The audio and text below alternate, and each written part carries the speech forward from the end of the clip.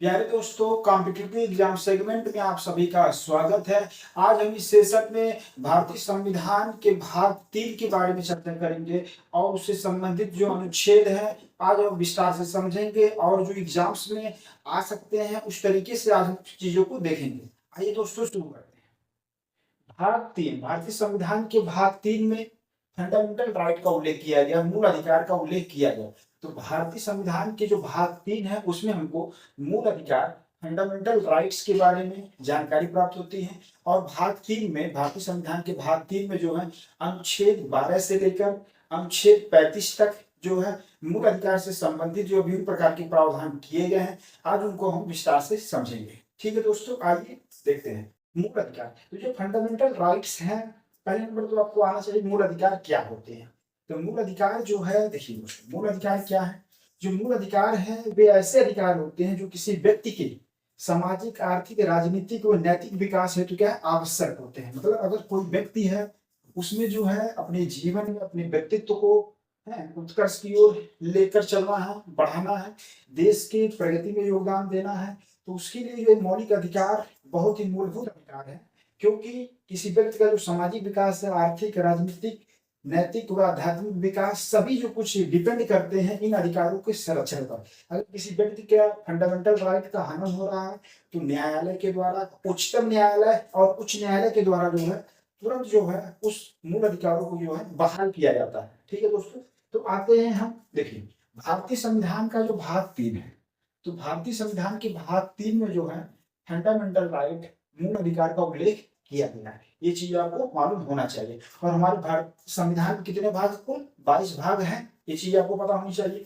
तो भारतीय संविधान के भाग 3 में जो है फंडामेंटल राइट, मूल अधिकार का क्या उल्लेख किया गया है। अब मूल अधिकार क्या होते हैं, तो मूल अधिकार ऐसे अधिकार होते हैं जो किसी व्यक्ति के आर्थिक, राजनीतिक व नैतिक विकास हेतु क्या आवश्यक होते हैं, जरूरी होते हैं। ये चीज आपको दोस्तों यहाँ पर ध्यान में रखना है, जरूरी होते हैं, ठीक, आवश्यक होते हैं उसके व्यक्तित्व के विकास के लिए। अब उसके बाद देखिए मूल अधिकार जो है राज्य के खिलाफ व्यक्ति की आजादी को क्या सुनिश्चित करते हैं। जो व्यक्ति की जो फ्रीडम है, व्यक्ति की जो आजादी है उसको क्या है पूरी तरीके से सुरक्षा प्रदान करते हैं। क्योंकि मूल अधिकार क्या राज्य के खिलाफ मिले हुए हैं। मतलब राज्य, अभी हम पढ़ेंगे आगे राज्य का मतलब डिफिनेशन पढ़ेंगे। राज्य के अंतर्गत भारत सरकार, राज्य सरकार, जो विधायिका है, जो कार्यपालिका है, चाहे संसद हो या राज्य विधानमंडल है, और जो सार्वजनिक पदाधिकारीगण हैं, जो संवैधानिक संस्थाएं हैं, जो वैधानिक संस्था है, वो सभी क्या है राज्य की परिभाषा के अंतर्गत आती है। सभी क्या कहलाती है, राज्य कहलाती है, स्टेट कहलाती है। अभी उसको हम आगे देखेंगे। तो क्या है मूल अधिकार जो मिला हुआ, मूल अधिकार फंडामेंटल राइट है दोस्तों, किसको खिलाफ मिला हुआ, तो ये राज्य के खिलाफ मिला, व्यक्ति की क्या आजादी को सुनिश्चित करते हैं। कोई भी जो स्टेट है, कोई भी जो संस्था है, वैधानिक संस्था है, संवैधानिक संस्था है, कोई भी सरकार है, वो जो व्यक्ति की आजादी की, व्यक्ति की जो फ्रीडम को जो है नहीं छीन सकती है। हाँ, व्यक्ति के फ्रीडम पे जो है युक्त युक्त जो प्रतिबंध लगाए जा सकते हैं, युक्त जो प्रतिबंध जो है, युक्त जो प्रतिबंध है वह लगाए जा सकते हैं। ये चीज आपको यहाँ पर ध्यान देना है। युक्त जो प्रतिबंध है, युक्त प्रतिबंध जो है लगाए जाते हैं। जो रीजनेबल रिस्ट्रिक्शन है, ये चीज यहाँ लग सकता है, रीजनेबल रिस्ट्रिक्शन, रीजनेबल रिस्ट्रिक्शंस।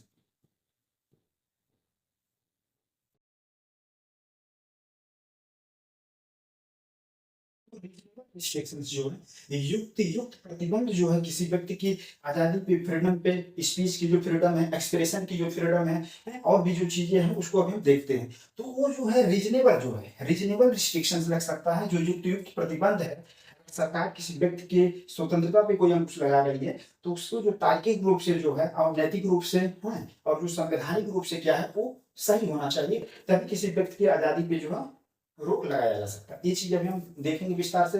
तो देखिए अब भाग 3 में जो फंडामेंटल राइट है, जो मूल अधिकार है, वे क्या है, वे जो है राज्य के खिलाफ मिले हुए व्यक्ति को जो है राज्य के अगेंस्ट मिला हुआ क्या है अधिकार है। और उसको क्या है व्यक्ति को जो है आजादी सुनिश्चित होता है, व्यक्ति की जो स्वतंत्रता को सुनिश्चित किया गया है फंडामेंटल राइट के माध्यम से। अब देखते हैं अगला पॉइंट क्या है दोस्तों। अगला पॉइंट यही है, जो मूल अधिकार क्या है, न्याय उचित है। इन अधिकारों के हनन पर न्यायालय जाया जा सकता है, मतलब न्यायवाद है। ये जो है न्याय उचित शब्द आप ध्यान में दें। मतलब अगर फंडामेंटल राइट के भारत के किसी भी नागरिक का अगर फंडामेंटल राइट, मूल अधिकारों का हनन हुआ है तो वह सीधे जो है सुप्रीम कोर्ट, उच्चतम न्यायालय जा सकते हैं और हाई कोर्ट उच्च न्यायालय भी वो जा सकते हैं। ठीक है, अब देखेंगे कि अगर कोई पीड़ित व्यक्ति है, अगर किसी अधिकारों का हनन हो रहा है, मतलब जो सामान्य कानूनी प्रक्रिया के तहत आने वाले कोई अपराध है या कोई मतलब उसके अधिकारों का हनन हो रहा है, तो भी जो एक प्रक्रिया है, आप डिस्ट्रिक्ट कोर्ट जाएंगे, फिर उसके बाद और सेशन के कोर्ट के पास जाएंगे, तो एक प्रक्रिया के तहत आप हाई कोर्ट और सुप्रीम कोर्ट पहुंचते हैं अपील के माध्यम से। लेकिन जब अगर मौलिक अधिकारों का किसी का हनन होगा तो वह डायरेक्ट आप उच्चतम न्यायालय जा सकते हैं और उच्च न्यायालय जा सकते हैं, और उच्च न्यायालय जो है रीट जारी करते हैं, रीट के माध्यम से क्या करते हैं, रीट उच्चतम न्यायालय के द्वारा, जैसे जो रीट है, मान लीजिए परमादेश रीट हो गया, प्रतिषेध रीट हो गया, उत्प्रेषर रीट हो गया है। उच्च न्यायालय के द्वारा भी 5 प्रकार की रीट जारी किए जाते हैं, उच्चतम न्यायालय के द्वारा भी 5 प्रकार की रीट जारी किए जाते हैं। फिर उच्च न्यायालय जो हाई कोर्ट का जो रीट जारी करने का जो अधिकार क्षेत्र है अन्य विषयों पर भी है, तो उन सब चीजों को हम विस्तार से बाद में समझेंगे। तो ये है कि जो मूल अधिकार है दोस्तों, तो मूल अधिकार क्या है, न्याय उचित, मतलब न्यायिक वाद योग्य है, ये चीज आपको ध्यान में रखना है। इन अधिकारों के हनन पर आप कहाँ जा सकते हैं, न्यायालय जा सकते हैं, सीधे आप उच्चतम न्यायालय और उच्च न्यायालय जा सकते हैं। वहां पर न्यायालय जो है आपके अधिकारों को बहाल करने के लिए तुरंत जो है रीट जारी करेगा, और जो जिन संस्था के द्वारा या जिन व्यक्ति के द्वारा आपके अधिकारों का हनन किया जा रहा है, उनको जो है न्यायालय के द्वारा तुरंत जो होता है, त्वरित रूप से जो है दंडित किया जाता है। ये चीज आपको यहाँ पर देख लेंगे दोस्तों। तो हम लोग समझ गए जो फंडामेंटल राइट होता है, वे जो होता है दोस्तों क्या है, तो जो फंडामेंटल राइट है वो किसी भी व्यक्ति के क्या है, सामाजिक, आर्थिक, राजनीतिक व नैतिक विकास हेतु क्या है, आवश्यक होते हैं, बहुत जरूरी होते हैं। ठीक है, ये चीज हमने देख लिया। फिर जो मूल अधिकार है वह राज्य के खिलाफ व्यक्ति की आजादी को सुनिश्चित करते हैं। जो राज्य है वह व्यक्ति की आजादी पर कैसे प्रतिबंध लगा सकते हैं, वे जो युक्त प्रतिबंध, रीजनेबल रिस्ट्रिक्शन जो है लगाया जा सकता है। ठीक है, तब अब उसको मूल अधिकार जो है न्याय उचित है, इन अधिकारों के हनन पर न्यायालय जाया जा सकता है, सीधे आप उच्चतम न्यायालय और उच्च न्यायालय जा सकते हैं। ठीक है दोस्तों, अब आते हैं हम नेक्स्ट स्लाइड। देखिए यहाँ पर भाग 3 में क्या है, अनुच्छेद 12 से लेकर अनुच्छेद 35 तक मूल अधिकारों से संबंधित प्रावधान किए गए हैं। तो यहाँ पर देखेंगे दोस्तों, भाग 3 में क्या है, अनुच्छेद 12 से लेकर अनुच्छेद 35 तक हमको क्या है, फंडामेंटल राइट का पूरा प्रावधान देखने को मिलता है। ये चीज आपको ध्यान में रखना है कि भाग 3 में क्या फंडामेंटल राइट का उल्लेख किया गया, और यहाँ पर अनुच्छेद 12 से लेकर अनुच्छेद 35 तक क्या है, मूल अधिकारों से संबंधित क्या है, प्रोविजंस जो है वह दिए गए हैं।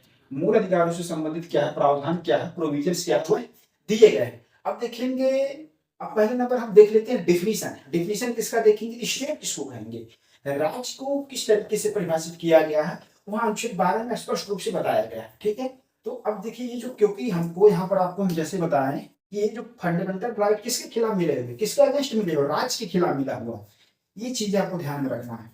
ये किसके खिलाफ मिला हुआ, राज्य के खिलाफ आपको मिला हुआ है। तो राज्य के खिलाफ मिला हुआ, तो वहां से डिफिनेशन से शुरू 12 में राज्य किसे कहेंगे, पहले तो राज्य आपके कंफर्म होना चाहिए कि राज्य का मतलब क्या होता है। ठीक है दोस्तों, तो ये चीज है। अब अनुच्छेद 12 जो है, यहाँ से भी ऐसे डायरेक्ट प्रश्न आ सकता है मिलान में, या ऐसे सूची मिलान करने के लिए डायरेक्ट वन लाइनर टाइप का कि अनुच्छेद 12 किससे रिलेटेड है, तो ये चीजें आप यहाँ समझेंगे। देखिए अनुच्छेद 12 क्या कहता है, अनुच्छेद 12 में जो है राज्य की परिभाषा दी गई है, हम किसको राज्य कहेंगे।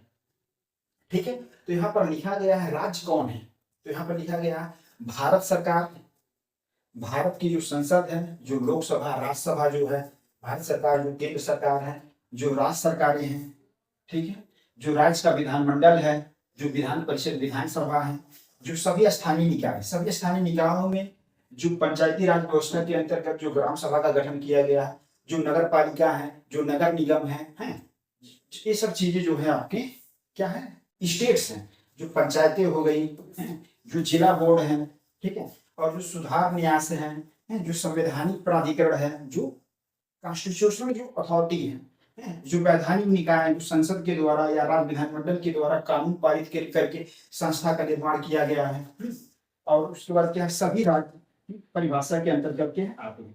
तो अब सीधा सा मतलब यह है दोस्तों कि राज्य का मतलब क्या होता है, कोई भी जो सार्वजनिक संस्था है जो सरकार के अंतर्गत है, चाहे वो भारत सरकार के अंतर्गत हो या राज्य सरकार के अंतर्गत हो, है पंचायती राज संस्था हो, नगर पालिका, नगर निगम हो, कोई भी संस्था हो, वो क्या है, राज्य है। ठीक है, राज्य के अंतर्गत आती है। ठीक है, और इन्हीं के खिलाफ जो व्यक्ति को मौलिक अधिकार मिले हुए हैं, राज्य जो है बिना किसी कारण के, बिना किसी युक्त कारण के व्यक्ति की स्वतंत्रता को जो है प्रतिबंधित नहीं कर सकते हैं। ये चीज आपको यहाँ पर देखेंगे। जैसे वैधानिक निकाय है, जैसे मान लीजिए आपको जो संसद के द्वारा कानून बना के निर्माण किया जाता है, उसको क्या है, वैधानिक निकाय कहते हैं। ये चीज यहाँ पे आपको क्लियर हो जानी चाहिए। संवैधानिक निकाय जो उल्लेख किया गया, जैसे देखेंगे जो निर्वाचन आयोग है, वित्त आयोग का उल्लेख किया गया, फिर यहाँ पर देखेंगे जो मानवाधिकार आयोग का यहाँ पर गठन किया गया है, राष्ट्रीय अल्पसंख्यक आयोग का स्थापना किया गया, वैधानिक निकाय आयोग। तो ये सब चीजें आपको दोस्तों क्लियर होगा। तो आपको 12 अनुच्छेद 12 समझ में आ गया होगा। यहाँ पर राज्य की परिभाषा दी गई है, राज्य किसे कहेंगे, ये चीजें यहाँ पर आपको क्लियर हो गया। अब आते हैं हम नेक्स्ट आर्टिकल पे। नेक्स्ट आर्टिकल क्या है, अनुच्छेद 13। अब अनुच्छेद 13 बहुत इंपॉर्टेंट है दोस्तों आपके लिए। अनुच्छेद 13 है, आर्टिकल 13 क्या है, मौलिक अधिकार का जो आर्टिकल 13 क्या कहता है, 13 ये कहता है कि मूल अधिकारों से असंगत या उनका अल्पीकरण करने वाली विधियों से संबंधित है। ठीक है, ऐसा कोई भी विधि जो मूल अधिकारों से असंगत है, मतलब मूल अधिकारों के खिलाफ है या मूल अधिकारों को कम करने वाली है, तो वो उन विधियों से संबंधित है। तो उन विधियों को क्या है, न्यायालय के द्वारा क्या किया जाएगा, शून्य घोषित कर दिया जाएगा, अवैध घोषित कर दिया जाएगा। ठीक है, ये चीज देखिए यहाँ पर क्या है, इस अनुच्छेद के माध्यम से न्यायालय को, ये चीजें आपको न्यायालय में उच्चतम न्यायालय और उच्च न्यायालय, सुप्रीम कोर्ट और हाई कोर्ट को क्या पावर दिया गया है कि द्वारा मूल अधिकारों से असंगत, यहाँ पर देखिए मूल अधिकारों से असंगत विधियों को शून्य घोषित कर दिया जाता है। अगर कोई भी विधि ऐसा है पार्लियामेंट के द्वारा बनाया गया हो या राज्य विधानमंडल के द्वारा बनाया गया हो या कार्यपालिकी आदेश के माध्यम से कोई नियम विनियम आया हो, है तो वे क्या है, अगर वो मौलिक अधिकारों का, फंडामेंटल राइट्स का उल्लेख, मतलब वो हनन कर रहे हैं, उल्लंघन कर रहे हैं, तो उसको न्यायालय के द्वारा क्या है, अवैध घोषित कर दिया जाएगा, उसको क्या है, शून्य घोषित कर दिया जाएगा। वो पूरे भारत में कहीं भी लागू नहीं हो पाएगा। ये चीज आपको क्लियर हो जाना चाहिए दोस्तों। अब देखते हैं, देखिए अब इसी अनुच्छेद जो अनुच्छेद 13 है ना, ये क्या है कि अनुच्छेद 13 जो है न्यायालय को क्या देता है, न्यायिक पुनरावलोकन की शक्ति प्राप्त करता है। न्यायिक पुनरावलोकन जो जुडिशियल रिव्यू है, जो न्यायिक समीक्षा है, जो न्यायिक पुनरावलोकन है, जुडिशियल रिव्यू जो है, उसकी शक्ति जो है न्यायालय को जो कहां से प्राप्त होती है, अनुच्छेद 13 से प्राप्त होती है। ठीक है, जो उच्चतम न्यायालय है, उच्चतम न्यायालय, उच्चतम न्यायालय, उच्च न्यायालय,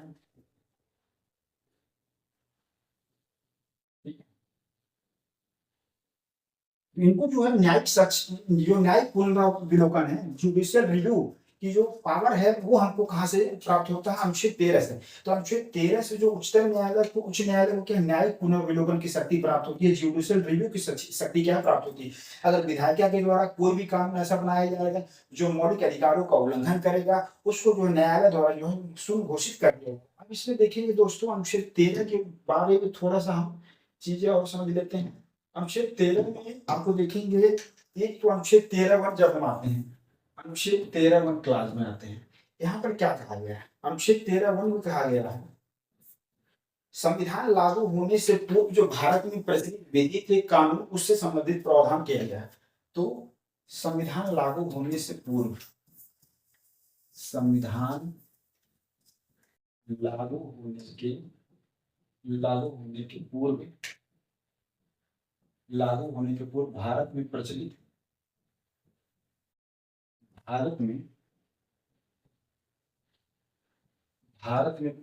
विधि, नियम आदि के बारे में यहाँ पर चीजें प्रावधान किया गया। ठीक है, इस अनुच्छेद 13 क्लास 1 पढ़ेंगे तो वहां पर लिखा गया है कि जो संविधान है, संविधान लागू होने के पूर्व भारत में जो प्रचलित विधि और नियम है, तो ऐसा कोई भी विधि है या नियम है, अगर वो मूल अधिकारों का उल्लंघन करेगा तो न्यायालय के द्वारा क्या होगा, शून्य घोषित कर दिया जाएगा। ये चीज आपको यहाँ पर क्लियर है। फिर 13(2) अगर देखेंगे तो वहां पर क्या लिखा गया है, यहाँ पर संविधान लागू होने के बाद की विधियां है, संविधान लागू होने के बाद, संविधान लागू होने के बाद की विधि, से संबंधित। ठीक है, बाद की विधि से क्या है, संबंधित। तो संविधान लागू होने के बाद की विधि से क्या है, संबंधित है। अगर आज एग्जाम में क्या अनुच्छेद 13 क्लास 1 किससे रिलेटेड है, तो वो संविधान लागू होने के पूर्व जो भारत में प्रचलित विधि और नियम थे, तो ऐसे नियम जो मूल अधिकारों को प्रभावित करते होंगे, मूल अधिकारों के खिलाफ होंगे, उस मात्रा तो उस विधि को क्या है शून्य घोषित कर दिया जाएगा न्यायालय के द्वारा। ये चीजें लिखा हुआ है। फिर अनुच्छेद 13(2) क्लास 2 में क्या लिखा हुआ है यहाँ पर है, संविधान लागू होने के बाद की विधि से संबंधित है। अगर ऐसा कोई भी विधि संविधान लागू होने के बाद विधायिका के द्वारा, संसद या राज्य विधानमंडल के द्वारा बनाया गया है, तो अगर मूल अधिकारों का हनन उसके द्वारा हो रहा है तो उसको न्यायालय के द्वारा क्या है शून्य घोषित कर दिया जाएगा। ये चीज आपको यहाँ पर क्लियर हो जाना चाहिए। और दोस्तों यहाँ पर देखेंगे अनुच्छेद 13(3) में क्या लिखा गया है। अनुच्छेद 13(3) में लिखा गया विधि की परिभाषा दी गई है। विधि, विधि की यहाँ पर परिभाषा दी गई है। ठीक है, तो विधि की परिभाषा दी गई है। विधि किसे कहेंगे, ला क्या है। ठीक है, तो यहाँ पर लिखा गया है जो संसद के द्वारा, जो विधायिका के द्वारा कानून बनाया जाएगा, विधायिका के द्वारा, जो विधायिका के द्वारा कानून बनाया गया है, या कार्यपालिका के आदेश से कोई नियम विनियम आया है, कार्यपालिका आदेश से, कार्यपालिका, कार्यपालिका आदेश से, कार्यपालिका आदेश से, कार्यपालिका आदेश से नियम विनियम आया है, कोई नियम विनियम, मान लीजिए कोई अध्यादेश हो गया, आया है अध्यादेश हो गया। ठीक है, तो वे सब क्या है, क्या कहलाते हैं, वे विधि कहलाते हैं, वो लॉ कहलाते हैं। ठीक है, ये चीज आपको यहाँ पर ध्यान में रखना है। तो विधायिका के द्वारा जो बनाए गए कानून है, कार्यपालिका के द्वारा कोई नियम विनियम, कोई आदेश जारी कर दिया जा रहा है, अध्यादेश कोई, तो ये सब क्या है विधि कहलाते हैं। ठीक है, ये चीज आपको क्लियर हो जाना चाहिए दोस्तों। तो अनुच्छेद 13(1), 13 का क्लास 1 जो है, अनुच्छेद 13(2) का क्लास 2 है, और अनुच्छेद 13(3) का जो क्लास ए है। ये चीज आपको दोस्तों समझ में आ गया होगा। अब एक चीज और है, इसमें थोड़ा सा पॉइंट आपको बता देते हैं। देखिए, जो अनुच्छेद 13(4) है, अब अनुच्छेद 13(4) में जो है उसको जो है बाद में 24वें संविधान संशोधन के द्वारा जो है जोड़ा गया है। किसके द्वारा जोड़ा गया है, 24वें संविधान संशोधन के द्वारा, 24वें संविधान संशोधन के द्वारा जो है, संशोधन के द्वारा, 24वें संविधान संशोधन के द्वारा जोड़ा गया था। ठीक है, जोड़ा गया था। अब इसमें क्या कहा गया था, इसमें यही कहा गया था कि अनुच्छेद 368 का प्रयोग करते हुए पार्लियामेंट के द्वारा बनाया गया कोई कानून जो है अनुच्छेद 13(2) की विधि के अंतर्गत नहीं आया। तो यही है कि अनुच्छेद 368, अनुच्छेद 368 का प्रयोग करते हुए, अनुच्छेद 368 का, अनुच्छेद 368 का प्रयोग करते हुए, प्रयोग करते हुए संसद के द्वारा, संसद के द्वारा बनाया गया कानून, संसद के द्वारा बनाया गया कानून, संसद के द्वारा बनाया गया कानून अनुच्छेद, अनुच्छेद 13(2), अनुच्छेद 13(2) के अंतर्गत नहीं आएगा। अनुच्छेद 13(2) के अंतर्गत, अनुच्छेद 13(2) के अंतर्गत नहीं आएगा। ठीक है, ये चीज आपको यहाँ पर देखेंगे। ठीक, अब इसके बारे में हम बाद में चर्चा करेंगे। अब देखेंगे 24वें संविधान संशोधन जब आता है कि अब ये किसके समय में आता है, इंदिरा गांधी जी के समय में, जो पीएम इंदिरा गांधी जी रहती है, तो उनके द्वारा ये चीजें लाया जाता है। अब यहाँ पर देखेंगे वही पृष्ठभूमि अब तैयार हो रही है, केशवनाथ भारती बनाम केरल राज्यवाद में जो आता है निर्णय, आधारभूत ढांचे का जो सिद्धांत प्रतिपादित होता है। तो अब इससे पहले जब देखेंगे 42वें संविधान संशोधन 1976 के द्वारा जो अनुच्छेद 368 में परिवर्तन किया जाता है, फिर केशवनाथ भारती बनाम केरल राज्य 1973 में, वहां पर जो आधारभूत ढांचा के सिद्धांत की संकल्पना आती है, तो सब चीजें हम बाद में चर्चा करेंगे दोस्तों। आज हम जो मौलिक अधिकार पढ़ रहे थे, तो यहाँ पर इतना आपको जानना बहुत जरूरी है। ठीक है, वो चीजें। अब देखिए दोस्तों, यहाँ पर हमने अभी तक यही देखा कि मूल अधिकार क्या होते हैं, क्या उसके डिफिनेशन के बारे में लोगों ने पढ़ा कि राज्य के खिलाफ मिले हुए मौलिक अधिकार है, और ये क्या है, न्याय उचित है, न्यायालय बाध्य है, अगर हनन हो रहा तो अब न्यायालय में जा सकते हैं। ये सब चीज आप यहाँ पर है। उसके बाद हमने अनुच्छेद 12 में राज्य की परिभाषा के बारे में अभी तक बात किया। फिर उसके बाद अनुच्छेद 13 क्या है, उसके हमको बेसिक को आपको समझाने की कोशिश किया दोस्तों। और ये चीजें जो यहाँ पर बारीकियां हैं, वो चीजें भी आपको वीडियो देख लीजिएगा, रिवाइज कर लीजिएगा, इसको नोट डाउन भी आप कर लेंगे। हमारे जो कहे गए बातें हैं, तो आपको जो है कंफ्यूजन नहीं होगा। जब आप किताब पढ़ेंगे, बुक्स पढ़ेंगे, तो आपको जो है मतलब पढ़ने में भी समझने में भी एग्जाम में भी क्वेश्चन आएंगे तो आप आसानी से कर लेंगे। ठीक है दोस्तों, फिर देखते हैं हम नेक्स्ट पॉइंट पे। नेक्स्ट पॉइंट क्या है?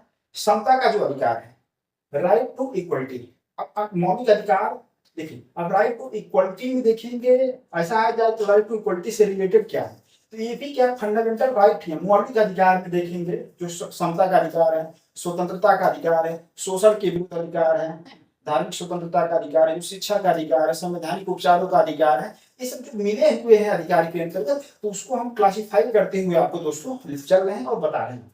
अब देखिए यहाँ पर समता का अधिकार जो है राइट टू इक्वलिटी। अब समता के अधिकार राइट टू इक्वलिटी के अंतर्गत जो है, मौलिक अधिकार में समता के अधिकार के अंतर्गत जो है राइट टू इक्वलिटी में जो है कितने अनुच्छेद है? अनुच्छेद 14, अनुच्छेद 15, अनुच्छेद 16, अनुच्छेद 17 और अनुच्छेद 18 के बारे में है। अब यहाँ पर हम देखते हैं पहले अनुच्छेद 14। तो अनुच्छेद 14 क्या कहता है? अनुच्छेद 14 कहता है दोस्तों, विधि के समक्ष समता की बात करता है। इक्वलिटी बिफोर लॉ, मतलब कानून के समक्ष, विधि के समक्ष सभी व्यक्ति क्या है? वो समान है।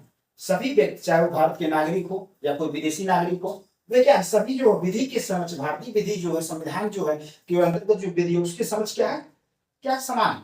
ये चीज है। तो यहाँ पर कानून के समक्ष जो सभी व्यक्ति हैं, सभी व्यक्ति, कानून के समक्ष सभी व्यक्तियों के साथ क्या किया जाएगा? समान व्यवहार किया जाएगा। यहाँ पर आपको दोस्तों यहाँ बारीकी समझना, सभी व्यक्ति, कोई भी व्यक्ति हो, चाहे अमीर हो, चाहे कितना भी वो अमीर हो, चाहे कितना भी शक्तिशाली हो, ठीक है, चाहे कितना भी वो शक्तिशाली हो, अमीर है, शक्तिशाली है, चाहे कोई कितना भी गरीब हो, कमजोर हो, ठीक है,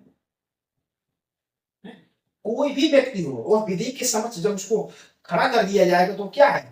समान व्यवहार किया जाएगा। विधि जो उसके समक्ष क्या है? उसके साथ क्या है? समान व्यवहार करेगी। अगर किसी व्यक्ति के द्वारा कोई अपराध किया गया है, अगर किसी विधि का उल्लंघन, किसी कानून का उल्लंघन किया गया है, तो उस विधि के द्वारा जो दंड दिया जाए उस सभी व्यक्तियों पे जो है समान रूप से लागू होगा। ये आप दोस्तों समझ गए होंगे, विधि के समक्ष समता। विधि के उल्लंघन पर उस विधि के द्वारा जो दंड निर्धारित है वह दंड जो है दिया जाएगा। कोई भी व्यक्ति, चाहे वो अमीर है, शक्तिशाली है, गरीब है, कमजोर हो, कोई भी व्यक्ति हो, उसके साथ, सभी के साथ क्या है? समान व्यवहार किया जाएगा। ये चीज आपको दोस्तों समझना कि विधि के समक्ष समता का तात्पर्य होता है कि कानून के समक्ष सभी व्यक्तियों के साथ समान व्यवहार। अगर कोई व्यक्ति कोई अपराध किया है, किसी विधि का उल्लंघन किया है, तो उस अपराध के लिए जो दंड निर्धारित है उसको जो है दिया जाएगा। सभी व्यक्तियों को समान रूप से है समान व्यवहार किया जाएगा। ये चीज आप यहाँ पर समझ गए हैं दोस्तों, ठीक है, विधि के समक्ष समता। अब आते हैं अनुच्छेद 15 में क्या प्रावधान किया गया है। देखिए अनुच्छेद 15 क्या कहता है दोस्तों? अनुच्छेद 15 जो है वह राज्य को निर्देश करता है, ना राज्य को जो दिशा निर्देश दिया जाता है, राज्य को आदेशित किया जाता है। यहाँ पर राज्य को आदेश दिया गया है। किसको दिया गया? राज्य को आदेश दिया जाता है। राज्य को आदेश दिया गया है। राज्य को क्या है? आदेश दिया गया है। राज्य को क्या है? आदेश दिया गया है। और राज्य को आदेश किसने दिया? संविधान ने दिया है। किसने दिया है राज्य को आदेश? संविधान ने राज्य को क्या है? आदेश दिया है। संविधान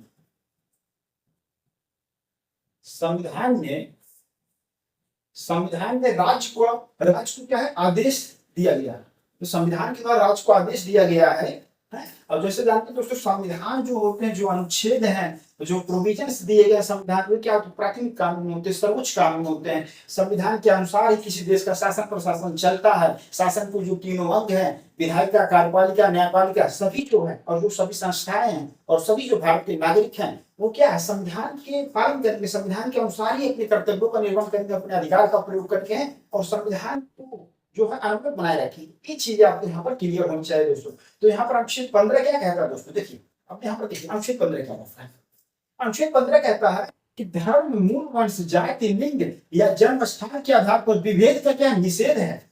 मतलब राज्य, कोई भी राज्य का अंग है। आप देखिए दोस्तों, हाँ आपको बताए थे हम राज्य किसे कहते हैं। राज्य तो आप समझ गए होंगे ना।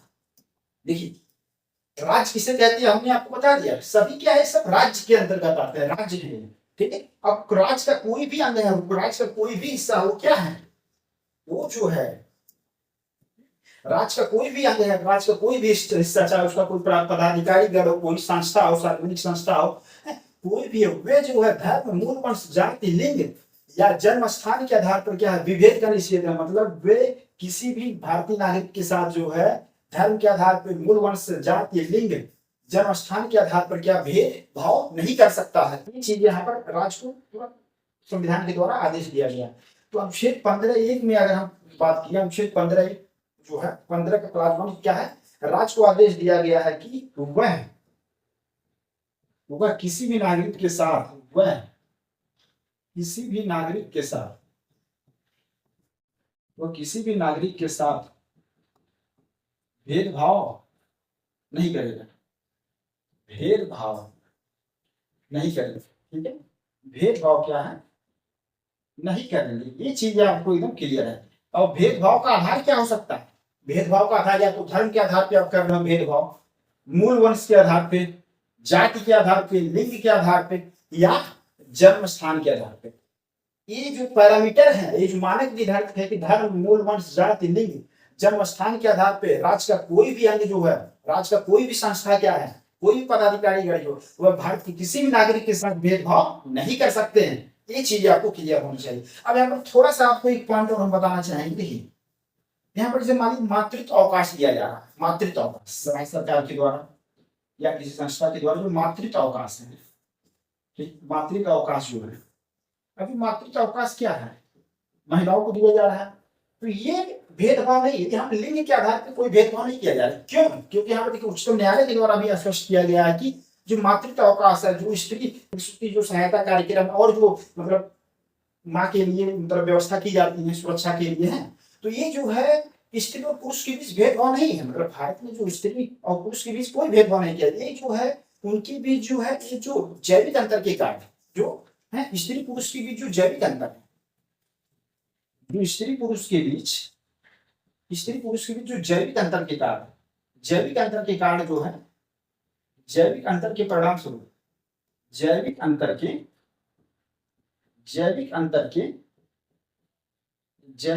परिणाम स्वरूप यह सुविधा दी गई, यह सुविधा दी गई। ठीक है, ये चीज आपको क्लियर होनी चाहिए। सुविधा,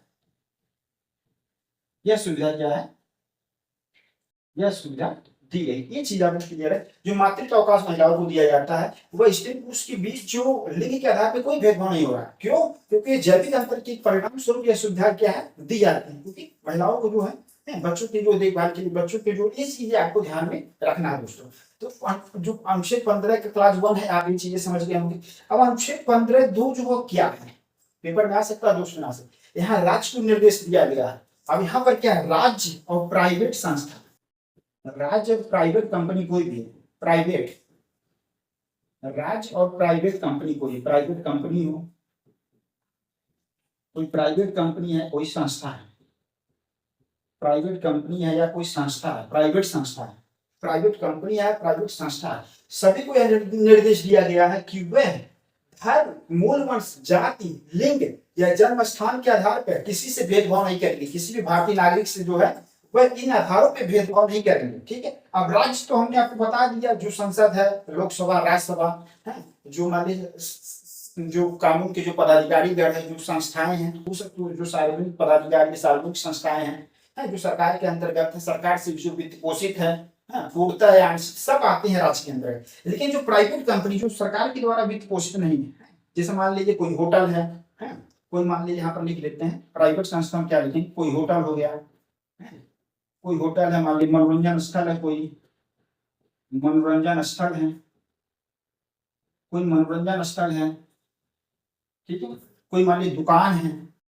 ठीक है, आगे तो वैसा कोई भी प्राइवेट प्लेस जो है वहां पर जो है किसी भी व्यक्ति के साथ आप धर्म, मूल वंश, जाति, लिंग, जन्म स्थान के आधार पर भेदभाव नहीं कर रहे हैं। कोई सिनेमा हॉल है, मतलब आप किसी व्यक्ति को जो है किसी धर्म के नाम पे या किसी जाति, लिंग के आधार पर प्रवेश नहीं रोक सकते हैं, ये सब चीजें हैं। तो यहाँ होटल है, मनोरंजन स्थल है, दुकानें हैं, वहां पर जो सेवाएं दी जा रही है वो सभी व्यक्तियों को जो बिना किसी भेदभाव के जो है देना है। यहाँ पर अनुच्छेद 15 जो है वह किसको निर्देश देता है, को निर्देश, और साथ ही प्राइवेट जो कंपनी, जो प्राइवेट संस्था, जैसे होटल है, मनोरंजन स्थल है, दुकान हो गए, सिनेमा हॉल हो गए, तो इन सब स्थलों पे जो आप कोई भी भेदभाव नहीं किया जा सकता। ये चीज आपको यहाँ पर क्लियर हो जानी चाहिए दोस्तों। अब आते हैं हम नेक्स्ट स्लाइड पे देखिए दोस्तों, आपको मजा आ रहा होगा क्योंकि यहाँ पर इतनी बारीकी इसलिए बता रहे हैं क्योंकि आपको जो क्वेश्चन फॉर्मेट देखेंगे, साथ ही आपका जो मेंस अप्रोच में जो राइटिंग कैसे करना है, तो वो सब चीजें भी आपको यहाँ से बेसिक अंडरस्टैंडिंग जो समझ में आ जाएगी। और यहाँ पर जो प्रीलिम्स में कहीं किसी भी तरीके से क्वेश्चन आएगा तो भी आप आसानी से क्या है कर सकते हैं, कॉन्सेप्ट आपका क्लियर होना चाहिए। अब देखिए दोस्तों, ये 15(3) क्या है? अब 15(3) यहाँ पर देखिए, 15(1) आपने समझ लिया, 15(2), 15(3) क्या है? तो जो अनुच्छेद 15 का जो क्लास 3 क्या कहता? तो क्लास 3 कहता है महिलाओं और बच्चों के लिए, तो जो राज्य है वो महिलाओं और बच्चों के लिए विशेष प्रावधान कर सकते हैं। क्या कर सकते हैं? महिलाओं और बच्चों के लिए क्या विशेष प्रावधान कर सकते हैं। तो जो राज्य है, राज्य महिलाओं और बच्चों के लिए, राज्य महिलाओं, राज्य महिलाओं और राज्य महिलाओं और बच्चों के लिए, राज्य महिलाओं और बच्चों के लिए, राज्य जो है महिलाओं और बच्चों के लिए विशेष प्रावधान कर सकते हैं। विशेष प्रावधान, विशेष प्रावधान कर सकते हैं। विशेष प्रावधान क्या है? कर सकते, ये चीज आपको ध्यान में रखनी। अब देखिए, अनुच्छेद 15 का क्लास 1 जो है, अनुच्छेद 15 का क्लास 2, उसमें कोई भी बातें लिखी गई हैं वो जो अनुच्छेद 15(3) पर लागू नहीं होती। अगर राज्य जो है, स्टेट जो है, महिलाओं और बच्चों के उत्थान के लिए, महिलाओं की सुरक्षा के लिए, बच्चों के स्वास्थ्य के लिए, उनके पोषण के लिए कोई प्रावधान लाती है, कोई योजना लाती है, तो आप जो है अन्य जो नागरिक हैं वे इस आधार पर विरोध नहीं कर सकते हैं, भेदभाव किया जा रहा है। तो ये चीज आपको ध्यान में रखना है। जो महिलाएं हैं, जो महिला और बच्चों के लिए जो है विशेष प्रावधान जो है राज्य सरकार जो है, राज्य सरकार, भारत सरकार जो है, या कोई भी जो राज्य संस्था के अंतर्गत आती है, भारत सरकार की संस्था के अंतर्गत आती है, वे जो महिला और बच्चों को उत्थान के लिए, उनके कल्याण को सुनिश्चित करने के लिए, कोई भी जो है कल्याण के लिए, उनके विकास के लिए, कल्याण के लिए, विकास के लिए जो है कदम उठा सकती है। ठीक है, ये चीजें आपको यहाँ पर क्लियर होना चाहिए। अब यहाँ पर देखेंगे ये जो है दोस्तों क्या है, अनुच्छेद 15 का क्लास 4 क्या कहता है? इसे प्रथम संविधान संशोधन 1951 के द्वारा क्या है जोड़ा गया था। ये चीज आपको एकदम क्लियर होना चाहिए। जो अनुच्छेद 15 के क्लास 4 है उसको प्रथम संविधान संशोधन 1951 के द्वारा जोड़ा गया था। और इसमें क्या कहा गया? इसमें ये कहा गया है कि जो क्या कहा गया दोस्तों इसमें, देखिए, जो सामाजिक आर्थिक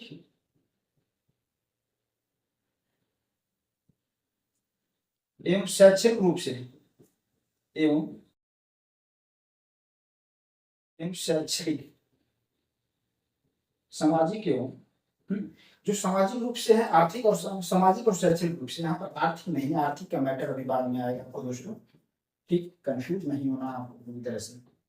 जो सामाजिक है और एवं शैक्षणिक, जो सामाजिक क्या है, शैक्षणिक रूप से जो पिछड़े वर्ग है, सामाजिक और शैक्षणिक रूप से जो है, सामाजिक और शैक्षणिक रूप से क्या है, पिछड़े वर्ग, सामाजिक और शैक्षणिक रूप से पिछड़े वर्ग जो है, पिछड़े वर्गों के लिए जो सामाजिक और शैक्षणिक रूप से मतलब सोशली और एजुकेशनल बैकग्राउंड से क्या बहुत ज्यादा पिछड़ गए हैं वो चीजें, और जो अनुसूचित जाति, अनुसूचित जाति, अनुसूचित जाति, अनुसूचित जाति जनजाति के लिए, अनुसूचित जाति जनजाति के लिए, अनुसूचित जाति और जनजाति के कल्याण के लिए, कल्याण उत्थान के लिए प्रावधान की बात की जाए, कल्याण उत्थान के लिए प्रावधान, ये चीज आपको यहाँ पर ध्यान में देना है।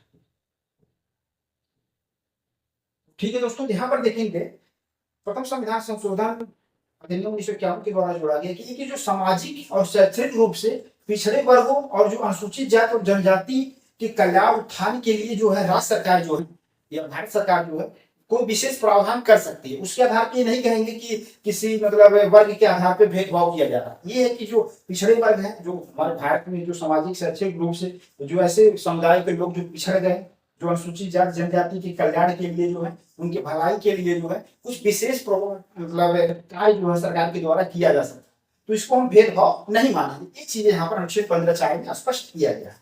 अभी चीजें हम फिर आते हैं नेक्स्ट पॉइंट पे, क्या है अनुच्छेद 15।